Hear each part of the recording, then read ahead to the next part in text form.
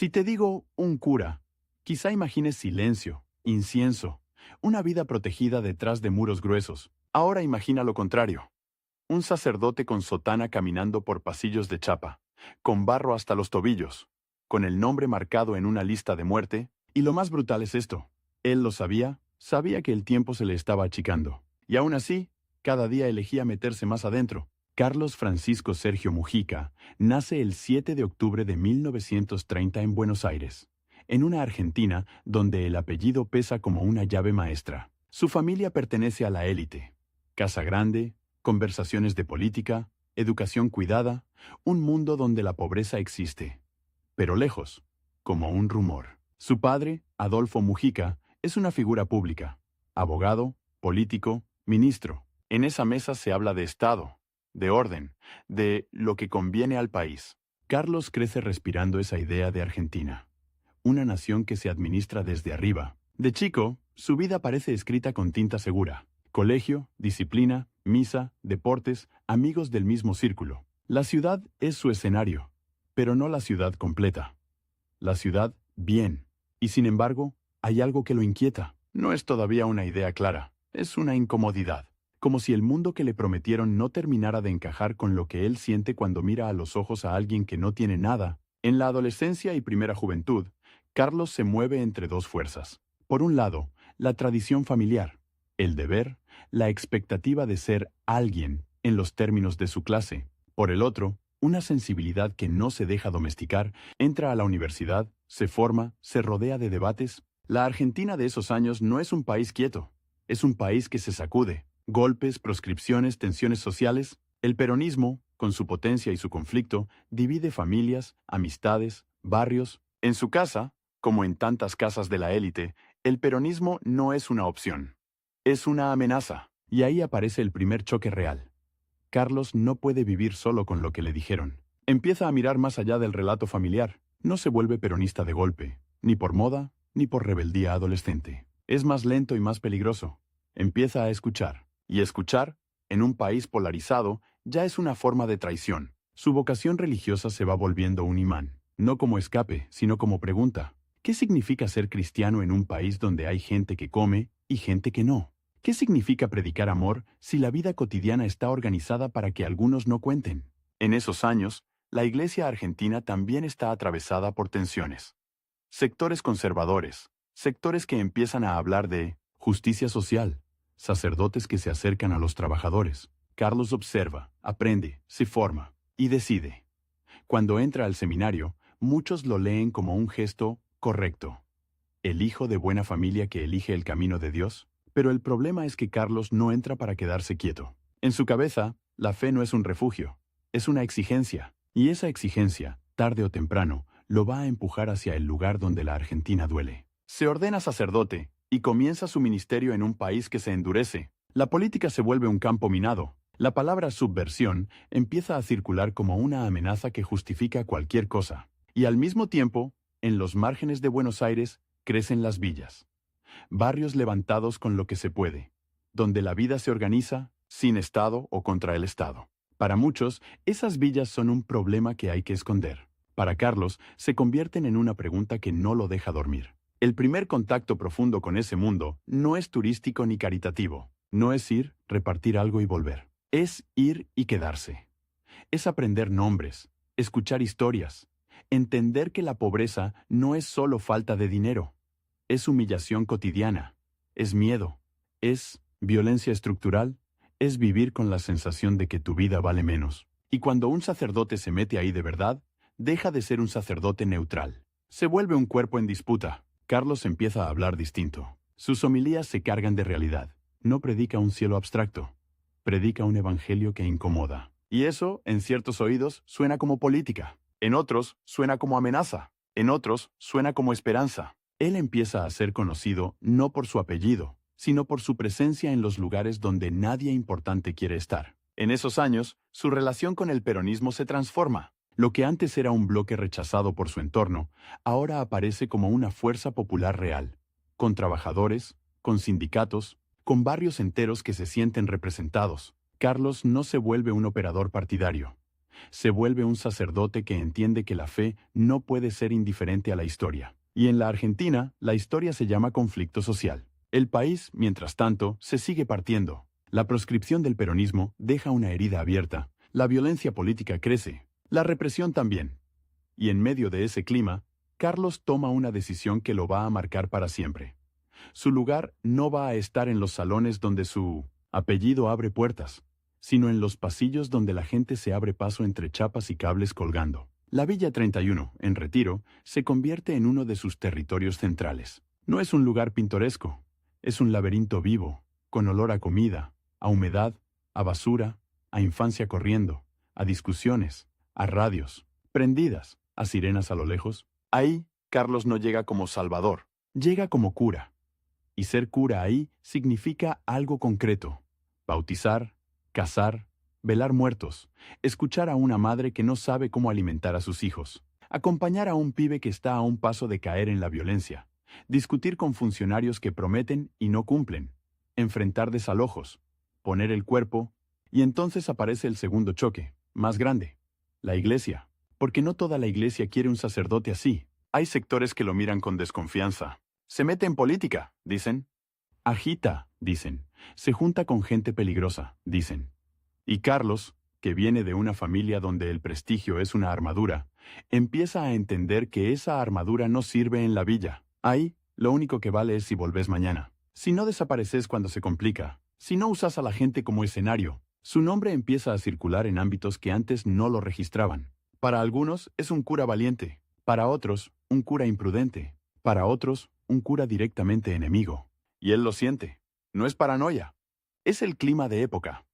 En la Argentina de fines de los 60 y comienzos de los 70, la línea entre compromiso y condena es finísima. Carlos se vincula con el movimiento de sacerdotes para el Tercer Mundo, un espacio donde muchos curas latinoamericanos empiezan a decir en voz alta lo que antes se murmuraba: que la pobreza no es voluntad divina, que la injusticia es pecado social, que el cristianismo no puede ser cómplice del poder. Esa postura enciende alarmas, porque cuando un cura habla de justicia, no está hablando solo de moral, está tocando intereses. Y mientras su figura crece, también crece su conflicto interno, porque Carlos no es un fanático ciego, no romantiza la violencia, no celebra la muerte. Está rodeado de jóvenes que creen que la salida es la lucha armada, y también de sectores que creen que la salida es aplastar cualquier disidencia. Él queda en el medio, tratando de sostener una idea peligrosa: que la transformación social tiene que tener rostro humano,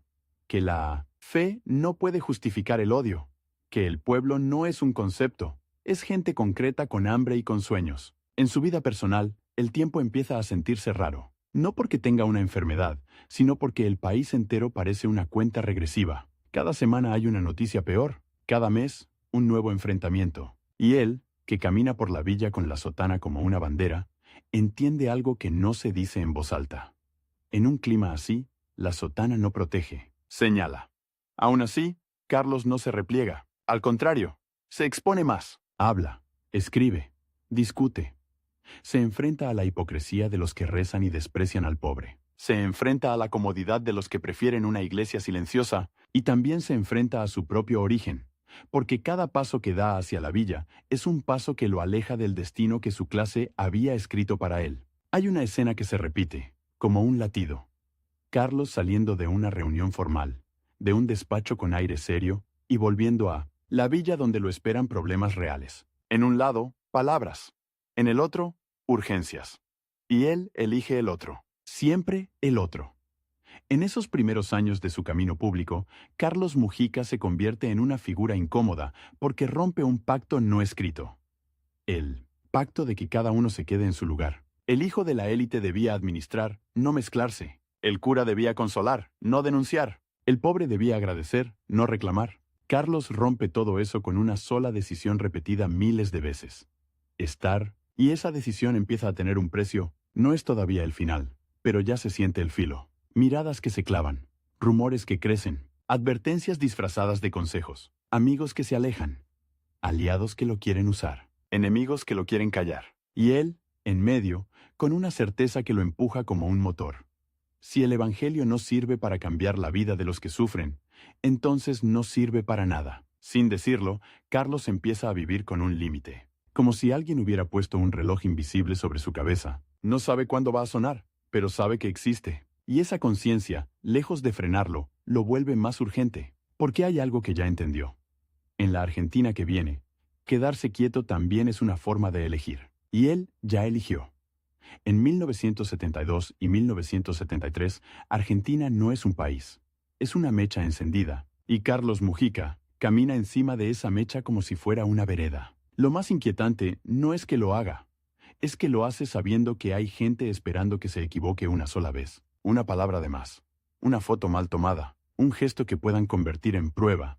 Porque en esos meses, la verdad no importa tanto como el uso que se le puede dar. El reloj invisible sobre su cabeza empieza a volverse audible. No es un tic-tac romántico. Es el sonido de los autos sin patente, de los teléfonos que cortan, de las miradas que se quedan un segundo más de lo normal, y sin embargo, Mujica acelera, como si hubiera entendido algo brutal. Que el tiempo no se estira, se gasta, y él lo está gastando en el lugar más peligroso posible, donde la pobreza se vuelve política, y la política se vuelve sangre. La Villa 31 ya no es solo su territorio pastoral. Es un frente, ahí se discute el pan, pero también el derecho a existir. Ahí se pelea contra desalojos, contra promesas vacías, contra la idea de que la villa es una mancha que hay que borrar del mapa. Mujica se mete en reuniones con funcionarios, con militares, con burócratas que hablan de reubicación como si estuvieran moviendo cajas. Y después vuelve a los pasillos de Chapa, donde reubicación significa otra cosa. Perder el trabajo por la distancia, perder la escuela, perder la red de vecinos, perder la vida que, con todo y miseria, se había armado. Su voz empieza a sonar en lugares donde antes no entraba. Lo invitan, lo citan, lo discuten. En la iglesia, algunos lo celebran como un signo de los tiempos. Otros lo miran como un incendio dentro del templo. En la política, lo quieren cerca y lo quieren lejos al mismo tiempo. Cerca para usar su legitimidad en el pueblo. Lejos para que no incomode con sus límites. Porque Mujica tiene límites, y esos límites lo vuelven insoportable para los extremos. El país está atravesado por una expectativa que parece religiosa. El regreso de Juan Domingo Perón. La palabra retorno se pronuncia como si fuera una promesa de salvación. Y en ese clima, Mujica se acerca cada vez más al universo peronista, no como un militante de aparato, sino como alguien que ve ahí una fuerza real de los de abajo. Pero su acercamiento no es ciego. Él no se entrega a una bandera para dejar de pensar. Al contrario, piensa más. Y eso lo mete en problemas. Porque el peronismo de esos años no es una sola cosa. Es un río con corrientes que chocan. Están los que sueñan con una revolución inmediata, los que quieren orden, los que quieren venganza, los que quieren justicia, los que quieren poder. Y Mujica, parado en medio, insiste con una idea que suena simple, pero es dinamita. El pueblo no puede ser un pretexto para matar al pueblo, ni desde el Estado ni desde la causa. En 1973, la tensión se vuelve espectáculo. El regreso de Perón a Ezeiza, el 20 de junio, termina en una masacre. Un acto que debía ser fiesta, se convierte en un campo de batalla. Disparos, corridas, cuerpos en el suelo. Argentina mira y entiende, aunque no quiera. El enemigo no está solo afuera, también está adentro. Mujica no necesita que se lo expliquen. Para él, esa escena es una advertencia. El país está entrando en una zona donde la vida humana vale menos que una consigna. Y aún así, él no se retira. Al contrario, se vuelve más visible. Habla en misas, en charlas, en entrevistas. Denuncia la injusticia, pero también denuncia la tentación de la violencia como atajo. Y esa doble denuncia lo deja solo en un lugar muy particular. El lugar del que no sirve como bandera pura para nadie. Para los sectores conservadores, es un cura rojo, un agitador. Para los sectores revolucionarios que justifican la violencia, es un cura tibio, un obstáculo moral. Para los que solo quieren administrar, es un problema. Para los que quieren arrasar, es un enemigo. En ese mismo año, con Héctor Schüll, Cámpora primero y luego con Perón en el poder, muchos creen que la historia se acomoda. Mujica ve otra cosa. Ve que el Estado puede cambiar de manos. Pero la villa sigue ahí, con el mismo barro, la misma falta de servicios, la misma fragilidad. Y ve también que el nuevo clima político no trae calma. Trae una disputa feroz por el sentido del peronismo y por el control de la calle. Su trabajo en la Villa 31 se intensifica, No es solo misa y sacramentos. Es organización comunitaria, es acompañamiento, es poner el cuerpo cuando aparecen amenazas de desalojo. Es discutir con autoridades para conseguir agua, luz, atención sanitaria. Es escuchar a madres que le hablan de hijos que no volvieron. Es ver cómo la violencia política empieza a filtrarse en la vida cotidiana, como humedad que sube por las paredes. Y entonces aparece un giro que lo coloca en el centro del huracán. Mujica se convierte en un símbolo público, no porque lo busque como vanidad, sino porque su figura condensa una contradicción que el país no sabe resolver. Un sacerdote de apellido, aristocrático que elige vivir con los pobres y hablar como ellos, pero que al mismo tiempo se niega a bendecir la muerte como método. Esa combinación lo vuelve peligrosísimo, porque demuestra que se puede estar del lado del pueblo sin convertirse en máquina de odio. Y eso, para los fanáticos, es imperdonable. En la iglesia, las presiones se vuelven más concretas. Hay sectores que quieren disciplinarlo, que le piden prudencia, que le sugieren bajar el tono. Prudencia, en ese contexto, significa silencio. Y Mújica entiende que el silencio también mata, solo que mata despacio. Él no rompe con la iglesia, no se va. Se queda adentro, discutiendo, empujando, incomodando. Esa decisión también es un conflicto real. Pelear desde adentro con una institución que, muchas veces, prefiere no pelear. Mientras tanto, la violencia paraestatal empieza a tomar forma. Nombres que circulan en voz baja. Amenazas que llegan como susurros. La idea de que hay listas. Y Mujica, que camina sin custodia por la villa, empieza a recibir señales cada vez menos ambiguas. No son metáforas, son advertencias. Y lo más duro es que él no se engaña. No dice, a mí no me va a pasar. Dice, con hechos, otra cosa. Si me pasa, que me pase haciendo lo que tengo que hacer.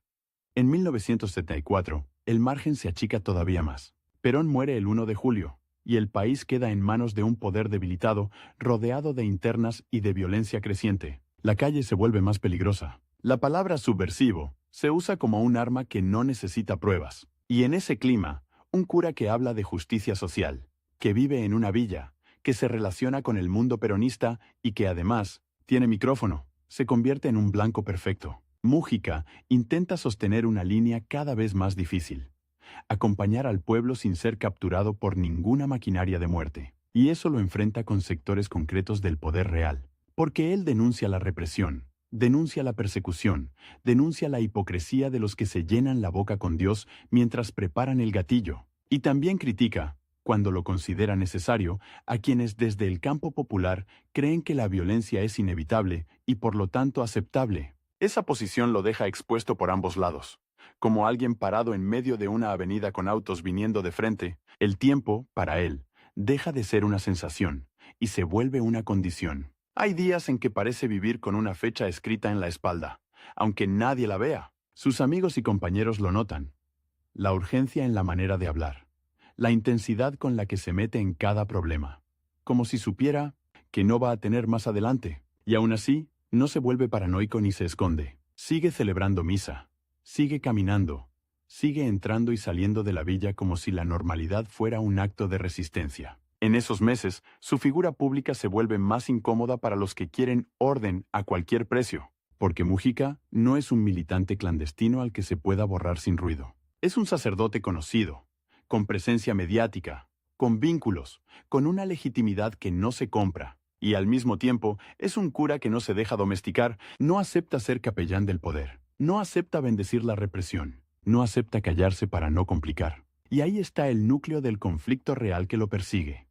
Su enfrentamiento con la lógica de la violencia estatal y paraestatal que empieza a devorar el país. Mújica no pelea con un rival abstracto, pelea con una maquinaria que necesita enemigos para funcionar. Y él, por su sola existencia, demuestra que el enemigo no es el pobre, ni el villero, ni el que reclama, sino la injusticia que se sostiene con miedo. Cada vez que sube al altar, su voz suena como un desafío, no porque grite, sino porque nombra lo que muchos prefieren no nombrar. Cada vez que vuelve a la Villa 31, su presencia dice algo que irrita. Que esos pasillos también son Argentina, que esas casas de chapa también son patria, que esos chicos también son hijos de Dios. Y en un país que se prepara para la noche, decir eso en voz alta es como encender una luz en un cuarto lleno de gente armada. El giro más cruel es que Mújica empieza a ser atacado también por la sospecha. Lo acusan de cosas opuestas, a veces en la misma semana. Para unos es subversivo, para otros es funcional al sistema. Esa contradicción no lo salva. Lo deja más solo, porque cuando todos te usan como espejo de sus miedos, ya no te ven como persona, te ven como objetivo. Y aún así, él sigue porque su fe no es una idea, es una práctica. Y porque su compromiso no es un discurso, es una vida. En el fondo, Mujica está corriendo contra un límite que no puede negociar. No sabe el día ni la hora, pero sabe que el margen se achica, y decide llenar ese margen con actos concretos. Una reunión para frenar un desalojo, una misa en la villa, una charla donde insiste en que la justicia no puede nacer del odio. La tensión sube como una fiebre, los enemigos se vuelven más nítidos, las amenazas más cercanas, y el país, como si estuviera empujado por una fuerza ciega, se acerca a un punto de no retorno. Mújica lo siente en el aire, en la forma en que la gente baja la voz, en la manera en que algunos nombres ya no se pronuncian, y sin embargo, él no baja la voz, porque entiende que, si la baja, gana el miedo. Y así llega a 1974 con una certeza que no se dice, pero se respira, que su vida está en la mira, que su sotana ya no es solo un símbolo religioso, sino un blanco, que el tiempo, ese reloj invisible, está por marcar algo definitivo. Y él, en lugar de retroceder, se mete un paso más adentro, como si quisiera dejar claro, antes de que sea tarde, de qué lado eligió estar. Si querés ver el futuro de un país, no mires sus discursos, mira a quién decide callar. Y en 1974, Argentina está a punto de hacer algo escalofriante. Convertir a un cura en objetivo militar, no por empuñar un arma, sino por empuñar una frase. Porque Carlos Mujica ya no discute solo con ideas, discute con una maquinaria que necesita cadáveres para imponer orden. Y lo más inquietante es que él lo sabe, y aún así, cada mañana se pone la sotana como quien se pone un blanco en el pecho. Y sale igual. En la Villa 31, su trabajo deja de ser asistencia y se vuelve una forma de gobierno desde abajo. No hay metáfora. Donde el Estado llega tarde o no llega, la gente organiza agua, luz, salud, escuela, comedores, reclamos. Mujica está en el centro de esa red, pero no como caudillo, como puente. Un puente incómodo, porque conecta mundos que se odian o se temen. De un lado, los pasillos de chapa y barro. Del otro, oficinas con alfombra donde la palabra villa se pronuncia como si fuera una enfermedad. Y él va y viene, con la misma cara, el mismo tono, la misma obstinación. Su rutina es una sucesión de escenas que parecen pequeñas hasta que entendés lo que significan. Una madre le muestra el brazo de su hijo con sarna y le pregunta dónde conseguir remedios. Un pibe le cuenta que dejó la escuela porque no tiene zapatos. Un vecino le habla de un desalojo inminente que siempre vuelve como amenaza. Mujica escucha, anota, llama, insiste, golpea puertas y cuando no hay respuesta, vuelve a la villa y lo dice en voz alta. Esa es su arma, nombrar. Y en 1974, nombrar es peligroso, porque el país se está partiendo en dos velocidades. En la superficie hay gobierno constitucional, actos, comunicados, promesas. Debajo crece una violencia que ya no se disimula. Secuestros, amenazas, listas negras, autos sin identificación. La palabra subversivo se usa como un sello que habilita cualquier cosa, y Mujica, que se niega a bendecir la represión, empieza a ser señalado por sectores que se sienten dueños de la patria y de Dios al mismo tiempo. Él no es ingenuo, no vive en una nube, sabe que hay grupos paraestatales operando, sabe que hay gente armada que se cree autorizada a limpiar el país, y sabe algo más, que su figura es especialmente irritante, porque no encaja, no es el enemigo perfecto, no es un guerrillero clandestino, no es un político profesional, es un sacerdote conocido, de apellido de clase alta, que eligió vivir cerca de los pobres y hablar de justicia social sin pedir permiso. Y encima, se atreve a decir que la violencia no puede ser el camino. Esa combinación lo vuelve insoportable para los fanáticos de ambos extremos, pero sobre todo, para quienes quieren imponer el miedo como método. En esos meses, Mujica se vuelve todavía más visible. Da entrevistas, participa en charlas, celebra misas donde la homilía suena como un parte de guerra moral. No grita, no hace teatro, pero cada frase cae como una piedra en un vidrio. Denuncia la miseria estructural, denuncia la hipocresía de los bienpensantes, denuncia la represión que se disfraza de defensa de la patria, y al mismo tiempo, marca un límite que lo deja sin refugio. No justifica el asesinato como herramienta política. Para algunos, eso lo convierte en traidor. Para otros, en subversivo. Y cuando te odian por razones opuestas, no te queda ningún lugar seguro. La tensión se mete incluso en su propia casa institucional. La Iglesia. Hay sacerdotes y obispos que lo apoyan, pero también hay quienes lo quieren disciplinado, prudente, callado. Prudencia, otra vez, significa silencio. Y Mujica se planta con una convicción que no negocia. Si la fe no toca la injusticia, es decoración. Si el Evangelio no se mete en el barro, es un libro cerrado. Él no rompe con la Iglesia, pero tampoco se deja domesticar. Pelea adentro, discute, incomoda, y esa pelea interna lo desgasta. Porque no es una discusión teórica, es su vida cotidiana, su legitimidad, su posibilidad de seguir trabajando en la villa. Mientras tanto, la Villa 31 se convierte en un termómetro político. Cada rumor de desalojo es una chispa. Cada operativo policial es una amenaza de incendio. Mujica acompaña asambleas, ayuda a redactar reclamos, se sienta con funcionarios que hablan en un idioma de eufemismos. Erradicación, traslado, reubicación. Él traduce esas palabras al idioma real. Desarraigo, pérdida de trabajo, ruptura de redes, más pobreza. Y cuando lo escucha de boca de los vecinos, lo repite en la cara de los poderosos. Eso no se perdona. Hay un detalle que lo vuelve todavía más vulnerable. Mujica no se esconde. No usa custodia. No se mueve como alguien que teme. Camina. Saluda.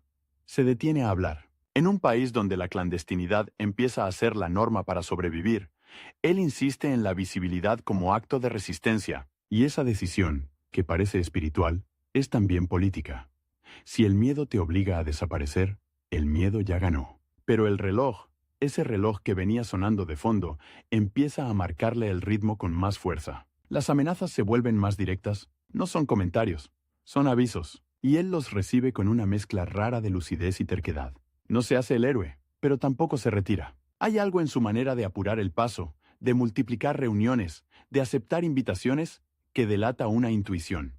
El tiempo se está cerrando, como si supiera que le queda menos margen del que cualquiera querría admitir. En ese clima, su trabajo pastoral se vuelve una carrera contra el calendario. No un calendario de elecciones o de actos, sino un calendario de vida o muerte. Mujica quiere dejar cosas armadas que no dependan de él. Comisiones vecinales, espacios comunitarios, vínculos con profesionales que puedan atender en la villa, redes de solidaridad que sigan funcionando si un día él no vuelve. Es una urgencia silenciosa, no lo dice como despedida, pero lo actúa como preparación. Y entonces aparece el contraste más brutal. Mientras él intenta construir, otros están organizando la destrucción. La violencia paraestatal no es un fantasma, es una práctica, se persigue, se amenaza, se mata, y en ese tablero, Mujica es un problema estratégico. Su palabra tiene credibilidad en un lugar donde el Estado no la tiene. Su presencia desmiente el relato de que los pobres son peligro y no víctimas, y su sotana, lejos de protegerlo, lo vuelve más visible. Es como si llevara un reflector encima. Aún así, él sigue celebrando misa, y cada misa es una escena cargada de electricidad. Porque en la Argentina de 1974, reunirse es sospechoso, hablar es sospechoso, organizarse es sospechoso. Y sin embargo, ahí está.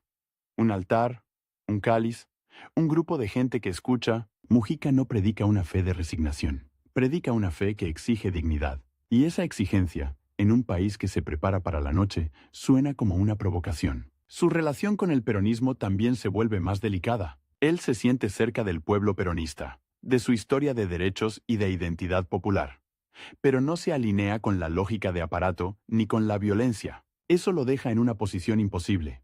Demasiado peronista para los antiperonistas, demasiado crítico para los peronistas que quieren obediencia, demasiado cristiano para los que quieren guerra, demasiado político para los que quieren una iglesia muda. Es el tipo de persona que no entra en ninguna casilla, y por eso mismo se vuelve fácil de atacar.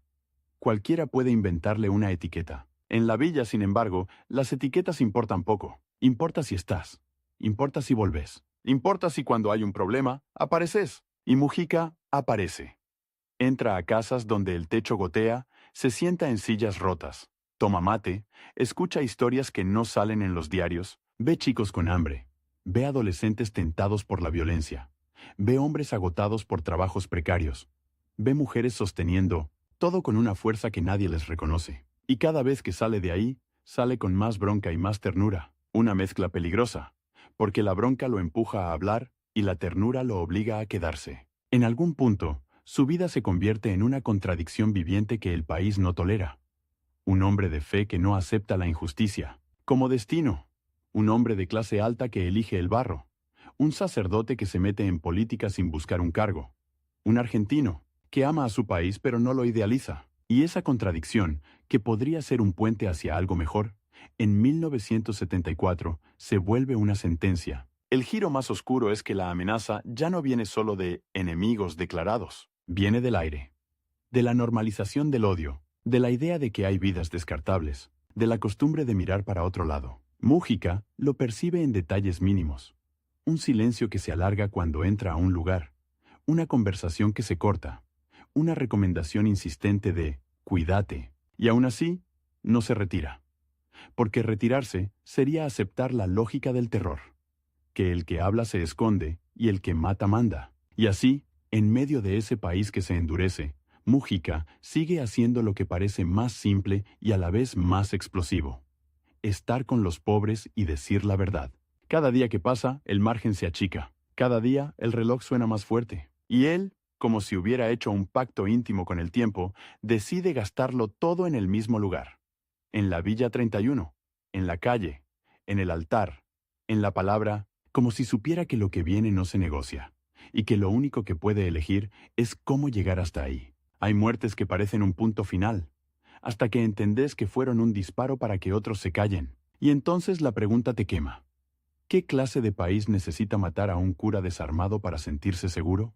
La noche del 11 de mayo de 1974 no va a borrar a Carlos Mújica, va a convertirlo en una prueba de hasta dónde puede llegar el miedo cuando se disfraza de patriotismo, y una prueba también de cuánto puede resistir una palabra cuando el cuerpo ya no está. Ese sábado, Buenos Aires respira raro, como si la ciudad supiera que algo está por romperse. Mújica viene acelerado desde hace semanas, como quien corre contra un reloj que no se ve, pero se escucha. No es un reloj de agenda.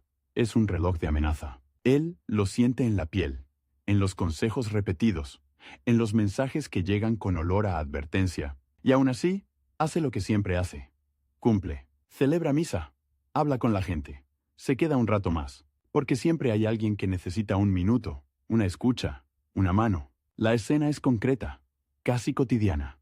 La parroquia San Francisco Solano, en Villa Luro. Un templo de barrio, bancos, luces. El murmullo de la salida. No hay épica en el decorado. La épica está en el riesgo invisible. Mújica termina la misa, saluda, se mueve entre personas que lo quieren, que lo respetan, que lo discuten, que lo siguen. Y en ese tránsito simple, del altar a la calle, se abre una grieta por donde entra la muerte. Afuera lo espera un auto. Y lo que pasa después es brutal por su rapidez. Disparos. No uno, varios.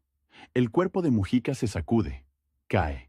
La sotana se mancha de sangre como si alguien hubiera derramado tinta negra sobre una página que no querían que se leyera. Gritos, cogidas, manos que intentan detener lo imposible. Lo suben, lo llevan de urgencia. El tiempo se vuelve un pasillo estrecho, y ahí aparece el límite que lo persiguió en silencio. Ya no hay margen. El reloj, por fin, muestra la hora. Muere esa misma noche. Tenía 43 años. 43. Una edad que no suena a despedida, suena a proyecto. Y sin embargo, en la Argentina de 1974, los proyectos que incomodan se cortan de raíz. La noticia se expande como un golpe seco. En la villa, el dolor no es abstracto, es físico, porque no mataron a un símbolo.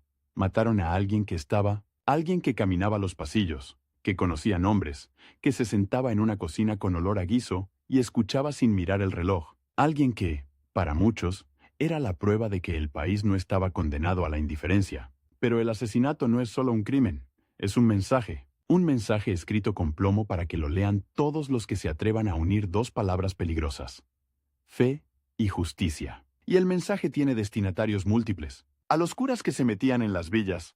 Hasta acá, a los vecinos organizados, no se levanten. A los que denunciaban la represión, cállense.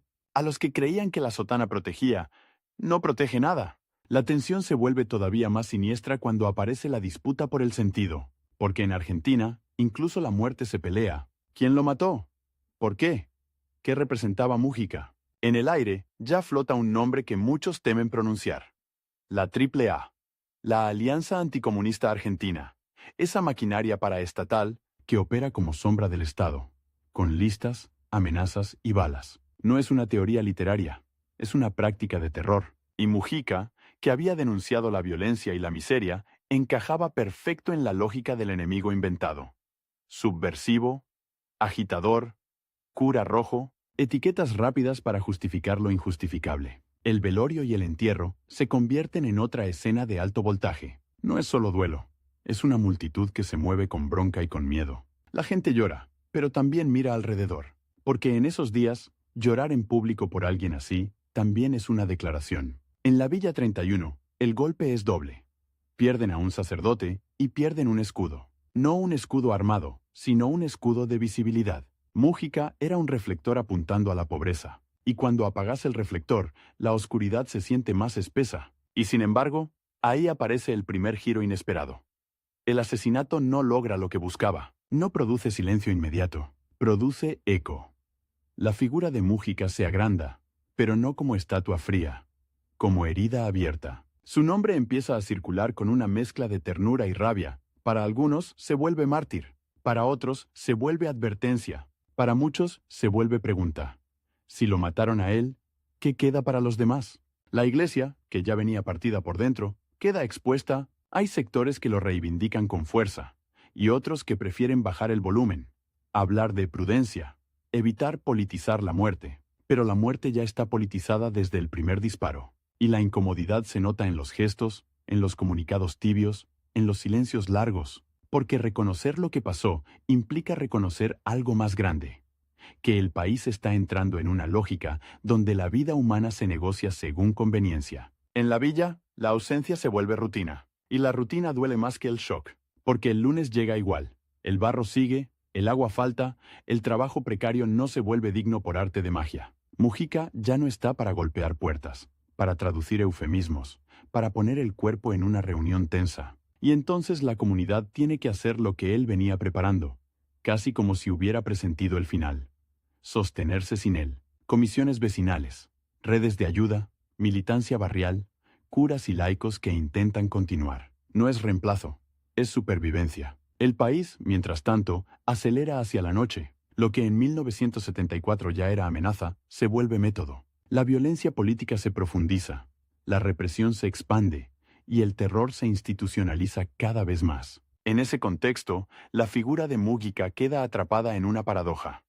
Su mensaje de justicia social y rechazo a la violencia se vuelve más necesario y más peligroso de pronunciar. Muchos de los que lo admiraban aprenden a hablar en voz baja. Otros se van, otros caen, y la historia argentina se llena de ausencias. Pero hay algo que no se puede borrar del todo: las imágenes. Y Mújica dejó imágenes imposibles de desmentir. Un cura de apellido aristocrático caminando por pasillos de chapa. Un sacerdote discutiendo con funcionarios sobre erradicación y diciendo en la cara lo que significaba. Un hombre celebrando misa en una villa como si el altar fuera una trinchera de dignidad. Esas imágenes sobreviven porque son demasiado concretas para ser propaganda. Con los años, su nombre empieza a reaparecer en lugares inesperados. En murales, en canciones, en testimonios de vecinos que ya son abuelos y todavía dicen «el padre Carlos», como si lo hubieran visto ayer doblar la esquina. En escuelas y centros comunitarios que llevan su nombre, en discusiones sobre el rol de la iglesia en los sectores populares. Y ahí aparece otro giro. El sistema que quiso convertirlo en ejemplo de castigo termina, sin querer, convirtiéndolo en ejemplo de coherencia. Su legado no es una lista de obras terminadas, porque la pobreza no se termina con un hombre. Su legado es una forma de estar, una forma de mirar. Mújica instaló una idea que, una vez que entra, ya no se va. Que la fe sin justicia es un adorno, y que la justicia sin los pobres, en el centro, es una mentira elegante. Y esa idea, en Argentina, sigue siendo explosiva. También queda su conflicto principal, el que lo atravesó hasta el final. La pelea contra una estructura que necesitaba que los pobres fueran invisibles, porque su verdadero enemigo no fue una persona aislada, ni siquiera un grupo armado en particular. Fue una lógica. La lógica de la exclusión convertida en normalidad. Mújica la enfrentó con lo único que tenía: presencia, palabra, Organización comunitaria, denuncia, y por eso lo mataron. No por lo que decía en abstracto, sino por lo que lograba en concreto. Que los de abajo se sintieran parte. Y cuando uno mira su vida desde el final, el límite de tiempo se vuelve aún más cruel. 43 años. En ese lapso, pasó de los salones de una Argentina acomodada a los pasillos de una Argentina olvidada. Y en ese viaje, eligió perder privilegios para ganar verdad. No fue un santo de vitrina. Discutió, se equivocó, se tensó con todos, quedó en medio de fuegos cruzados. Pero sostuvo una línea que, en tiempos de terror, es rarísima.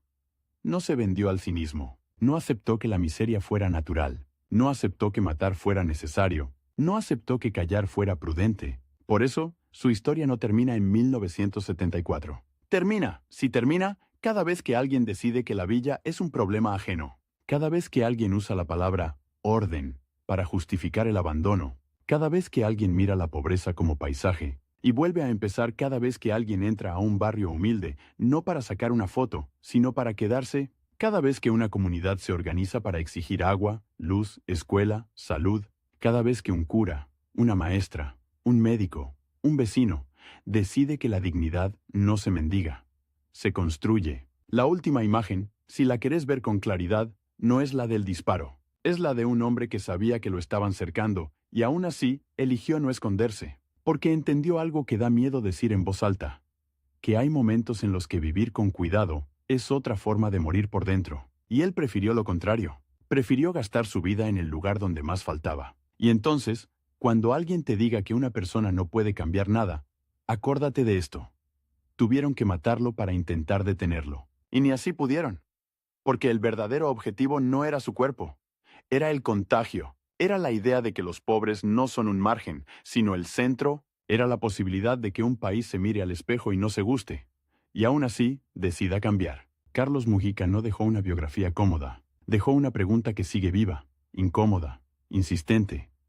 ¿De qué lado estás cuando la injusticia se vuelve costumbre? Y esa pregunta, a diferencia de un hombre, no se puede fusilar.